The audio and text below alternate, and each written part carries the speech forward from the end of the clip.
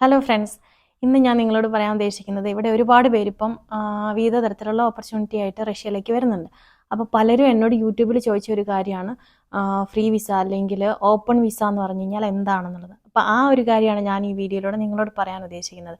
അപ്പോൾ open visa എന്ന് പറഞ്ഞിട്ട് നിങ്ങളെ പലരും, അതായത് പല ഏജൻസികളും ഇത് ഓപ്പൺ വിസയാണ്, നിങ്ങൾക്ക് എവിടെ വേണമെങ്കിലും വർക്ക് ചെയ്യാം എന്നൊക്കെ പറഞ്ഞിട്ടാണ് അവർ ഈ ഓപ്പൺ വിസ എന്ന് പറഞ്ഞിട്ടുള്ള ഈ ഒരു പ്രോഗ്രാം നിങ്ങളിലൂടെ പറഞ്ഞിട്ട് 4 ലക്ഷം രൂപ മുതൽ 5 ലക്ഷം രൂപ വരെയൊക്കെ മേടിക്കുന്നത്. എന്നിട്ട് അവർ പറയും നിങ്ങളിവിടെ വന്നു കഴിഞ്ഞാൽ നിങ്ങൾക്ക് ഇഷ്ടമുള്ള ഏത് കമ്പനി വേണമെങ്കിലും വർക്ക് ചെയ്യാം, പിന്നെ അതേപോലെ തന്നെ ലിമിറ്റേഷൻസ് ഒന്നുമില്ല, നിങ്ങൾക്ക് ജോലി ചേഞ്ച് ചെയ്യാം, നിങ്ങൾക്ക് ഇഷ്ടപ്പെടുന്നില്ലെങ്കിൽ ജോലി ചേഞ്ച് ചെയ്യാം, അങ്ങനെയൊക്കെയാണ് നിങ്ങളോട് പറഞ്ഞിരിക്കുന്നത്. അപ്പോൾ ഇതിനെ സംബന്ധിച്ച് കുറേ പേര് എനിക്ക് മെസ്സേജ് അയച്ചു.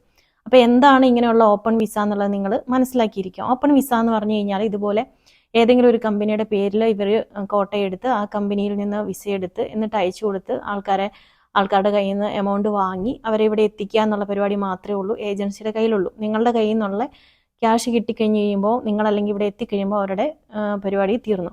ഓപ്പൺ വിസയ്ക്ക് ഒരു കാരണവശാലും നിങ്ങൾക്ക് ഇൻഷുറൻസോ അല്ലെങ്കിൽ അതേപോലെ തന്നെ ഇവിടെ നിൽക്കുമ്പോൾ ഉള്ള രജിസ്ട്രേഷനോ അല്ലെ അങ്ങനെയുള്ള കാര്യങ്ങളൊന്നും കിട്ടത്തില്ല.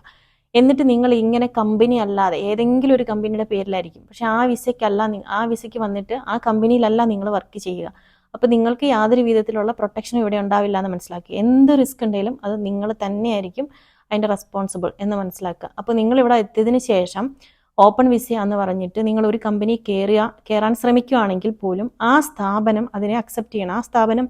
ആ സ്ഥാപനം അതായത് നല്ല റെപ്യൂട്ടേഷൻ ഉള്ള ഒരു സ്ഥാപനവും ഇങ്ങനത്തെ കാര്യങ്ങൾക്ക് നിൽക്കില്ല. കാരണം അവിടെ പ്രവീർക്ക എന്ന് പറഞ്ഞു കഴിഞ്ഞാൽ ചെക്കിങ് വന്നു കഴിഞ്ഞാൽ അവർക്ക് ഫൈൻ ഇടും. അവർക്ക് മാത്രമല്ല നിങ്ങൾക്ക് ഫൈൻ ഇടും, കമ്പനിക്കായിരിക്കും ഹ്യൂജ് ഫൈൻ വരിക. അതുകൊണ്ട് റെപ്യൂട്ടഡ് ആയിട്ടുള്ള ഒരു കമ്പനിയും ഇങ്ങനത്തെ ചെറിയൊരു ലാഭത്തിന് വേണ്ടിയിട്ട് ഇങ്ങനെ നിൽക്കില്ല.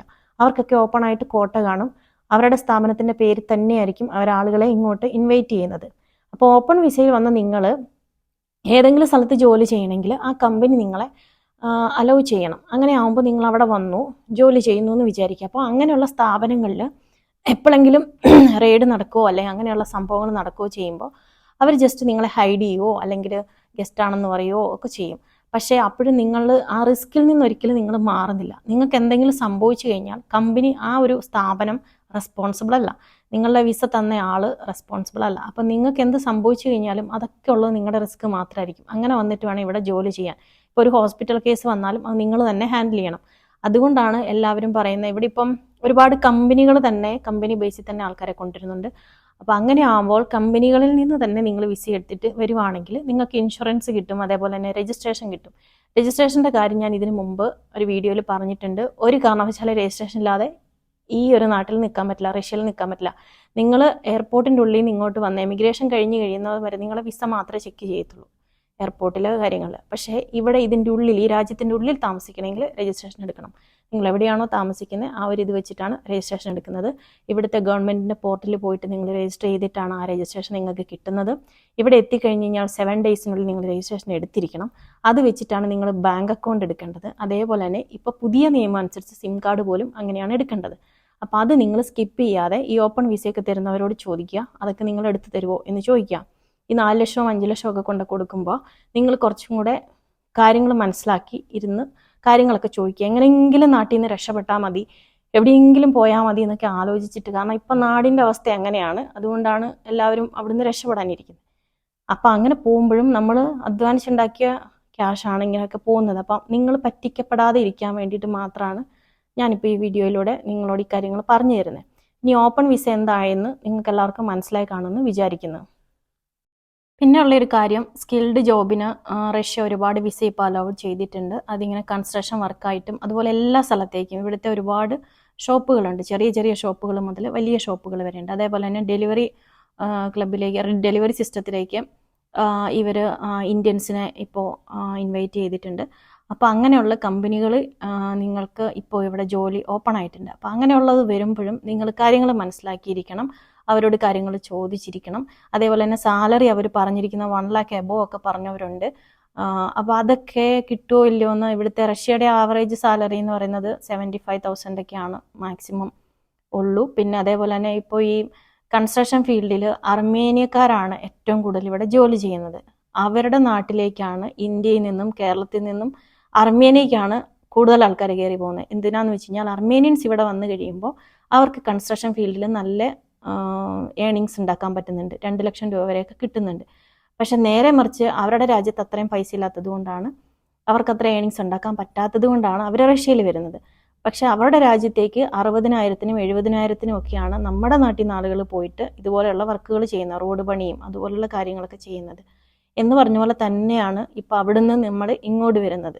അപ്പോൾ ഇവിടുത്തെ ഷോപ്പുകളിലും ഇവിടുത്തെ ചെറിയ ഷോപ്പുകളിലും അതുപോലെ തന്നെ ഡെലിവറി സിസ്റ്റത്തിലും ഒക്കെ നമ്മൾ വർക്ക് ചെയ്യാൻ റെഡി ആയിട്ട് വരുമ്പോൾ നിങ്ങളുടെ വീട്ടിലുള്ള പ്രിയപ്പെട്ടവരെ അയക്കുമ്പോൾ നിങ്ങൾ ശ്രദ്ധിക്കുക, റഷ്യയാണ് നല്ല തണുപ്പുള്ള രാജ്യമാണ്, പുറത്തുള്ള ജോലിയായിരിക്കും കൂടുതലും സ്കിൽഡ് വർക്ക് എന്ന് പറയുമ്പോൾ.